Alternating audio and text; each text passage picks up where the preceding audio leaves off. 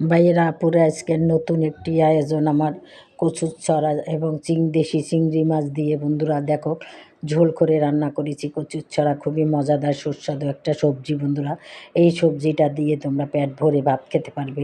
এভাবে রান্না করে কচুর ছড়াটাকে আমি কেটে ধুয়ে পরিষ্কার করে সেদ্ধ করে নিয়েছি। একটুখানি সেদ্ধ করে আমি ভাপ দিয়ে পানিটা ফেলে চিংড়ি মাছ কষিয়ে হলুদ মরিচ এবং ধনিয়ার গুঁড়া পেঁয়াজ রসুন বাটা দিয়ে কষিয়ে আমি এই কচুর ছড়াটাকে রান্না করেছি বন্ধুরা।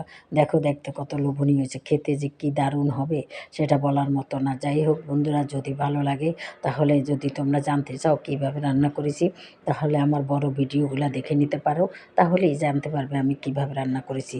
আর যদি ভালো লাগে তাহলে অবশ্যই আমাকে একটা লাইক দেবে, আমার চ্যানেলটাকেও সাবস্ক্রাইব করে দেবে এবং শেয়ার করে দেবে, তাহলেই আমি সুন্দর সুন্দর ভিডিও নিয়ে আসতে পারবো। তাহলে আজকের মতো রাখি বন্ধুরা। আসসালামু আলাইকুম, খোদা হাফেজ। যে যেখানে থাকো ভালো থাকো। দেশ ও দেশের বাইরে যারা থাকো তোমাদেরকেও জানাই অনেক অনেক ধন্যবাদ। তাহলে আজকের মতো রাখি।